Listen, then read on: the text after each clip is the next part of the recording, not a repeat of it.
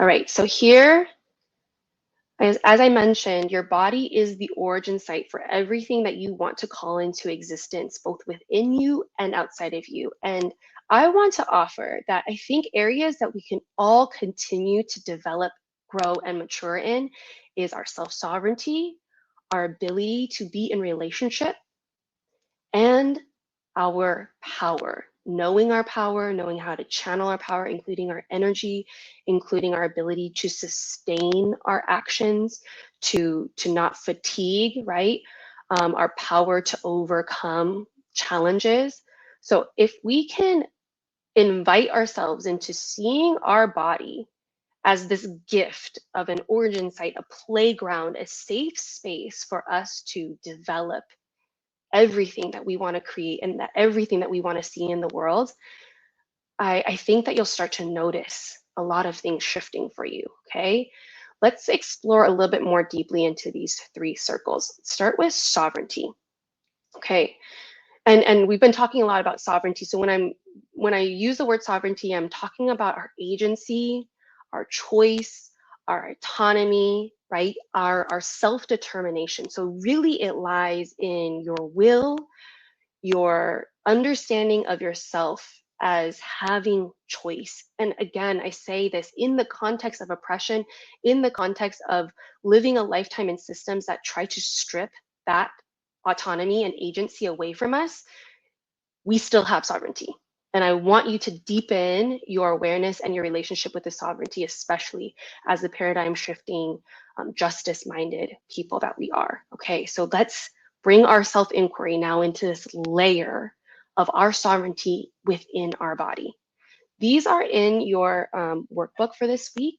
Okay, and we are going to spend some time with these questions because these might be questions that we haven't really asked ourselves or spent too much time considering before. So here I'm asking you, when have you experienced and exercised sovereignty over your body?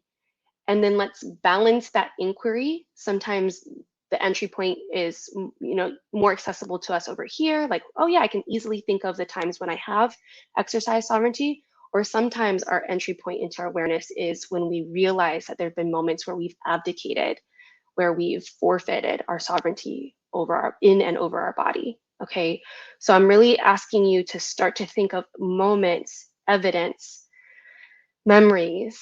Where have I chosen? Where have I exercised choice in my body and over my body? And where have I given up choice? Eli's comment here too, he said, overcoming anxiety or a panic attack through positive self-talk, prayer, and breathing techniques. The sovereign act of challenging those fears or negative thoughts plaguing your mind. Yes. Oh my gosh, this is reminding me that when I was going through some of my Divas healing in my 20s, I chose to become scuba dive certified because I would have a panic, not because, I feel so sadistic, is that the word, to say, but I would experience a major panic attack every time I get in the water, because if you've ever scuba dived and you have to breathe on a reg and you have no access to your nose, the regulator, you're like breathing like Darth Vader, and my brain would tell me, you're not getting any oxygen. You're not actually breathing, because it wasn't familiar with that way of breathing.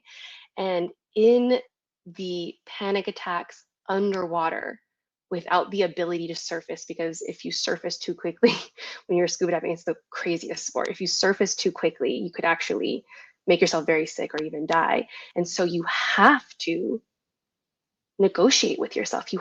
You're forced into a relationship with yourself where you can't pick up your phone and distract yourself from the conversation. You can't not notice what's happening in your body. And that was my chosen way. I'm not prescribing this at all, but that was my chosen way to be in my body, even in the panic attack, and experience that boundary of life and death and make choices about how I actually wanted to stay alive. So thank you for that comment. It reminded me of that. But I'm sharing this story just to let you know there's so many ways to have a sovereign experience, to create a sovereign somatic experience for ourselves, and to meet ourselves in so many moments and then have that dialogue.